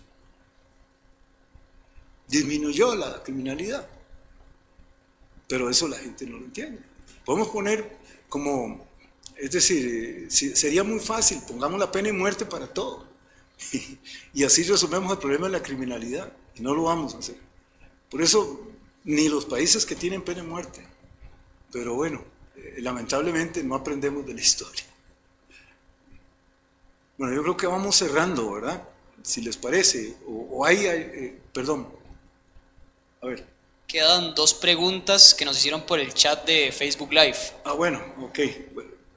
La primera dice, y es de don Rogelio Ramírez Cartín, dice, pero si ese desmantelamiento en El Salvador bajó la criminalidad y convirtió a ese país en uno de los más seguros, ¿qué pasó? Yo no sé si realmente El Salvador es uno de los países más seguros. Ocurren menos homicidios, pero no sé si es realmente uno de los países más seguros para la defensa de los derechos fundamentales. Vean, hay varias organizaciones internas de derechos humanos que están en El Salvador y que todavía operan, porque la gran mayoría han tenido que refugiarse, incluso algunos de sus miembros ya están en otros países, incluso aquí en Costa Rica y en Estados Unidos, porque son perseguidos, que señalan la gran cantidad de violaciones a derechos fundamentales de los ciudadanos. Hay como 85,000 jóvenes detenidos por las maras, de los cuales el gobierno ha reconocido que como 9,000, que no están dentro de este grupo, fueron detenidos arbitrariamente, pero las organizaciones de derechos humanos creen que son más de 20,000 los que eventualmente están detenidos ilegalmente. Y si eso es respetar los derechos fundamentales, bueno, ok, ¿y dónde están el resto de los delitos? Ya no hay más delitos en El Salvador, no hay violaciones, no hay fraudes, no hay robos, o no hay corrupción en la administración pública. Me pregunto. Muchas gracias. La segunda la realiza Jorge Araya Jiménez y dice, para minimizar ese embate mediático que es tenuemente combatido por la institución, ¿no será necesario que en defensa de la independencia judicial y la independencia institucional participen las facultades de Derecho y el Colegio de Abogados y Abogadas? ¿Qué han hecho las universidades y el colegio para contribuir con esa lucha? Sí, yo creo que hace falta eso que les decía de no dejar solos al Poder Judicial. Hace falta mayor energía. Claro, hace falta también energía del propio Poder Judicial, pero también de las facultades de Derecho. Creo que estos foros son muy significativos. A mí me parece muy bien que el Instituto de Investigaciones Jurídicas haya abierto este espacio para discutir estos temas. Me parece importante que esto se discuta, digamos, entre el estudiantado y con colegas, estos temas que a pesar de no ser tan atractivos, digámoslo así, todavía convocan a los estudiantes y abogados por lo menos a discutirlos, a conversarlos, y me parece que eso es la tarea que debiéramos hacer. También ser un poco más enérgicos. Vean, cuando yo pongo de ejemplo, cuando ocurrió la no reelección del magistrado Fernando Cruz, lo ponía de ejemplo, cuando ocurrió la no reelección del magistrado Fernando Cruz, porque la Asamblea Legislativa no lo religió, diciendo a algunos de sus diputados que era un mensaje para los magistrados con el propósito de que se ajustaran a los criterios que ellos estimaban. Es decir, no queremos controles, eso es lo que les decía, y era un mensaje. Salió todo el Poder Judicial a la calle, salieron a la calle, con pancartas, megáfonos, hasta el presidente de la Corte, y todos salieron frente a ahora no están agachaditos, todo el mundo, y creo que hace falta un poco más de energía en la defensa de la institucionalidad. Me parece que estamos como que hay como susto de reaccionar. Comparo esta situación, que no fue hace muchos años, él está todavía en la sala constitucional, fue el presidente de la Corte, y su no reelección provocó una reacción de la comunidad jurídica, no solo fue del Poder Judicial, también se involucraron las facultades de Derecho y abogados, y fueron a desfilar a la Asamblea Legislativa, y se paralizó, o sea, se convocó la prensa, se manifestaron, se hizo una reacción diciendo, eso es una barbaridad, contra la independencia del Poder Judicial. Y ahora es un cambio muy radical. Pero bueno, es eso. Muchas gracias, doctor. ¿Algo más que desea agregar a modo de conclusión? Bueno, no. Muchísimas gracias. Les agradezco a todos ustedes que han tenido la paciencia de conversar sobre estos temas y les deseo muchos éxitos a todos. Muchas gracias.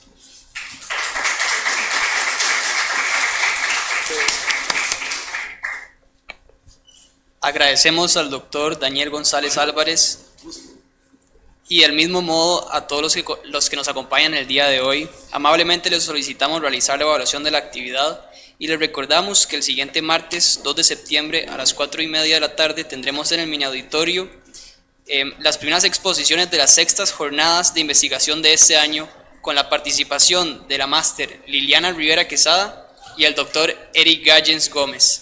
Sin más, les deseamos las buenas noches.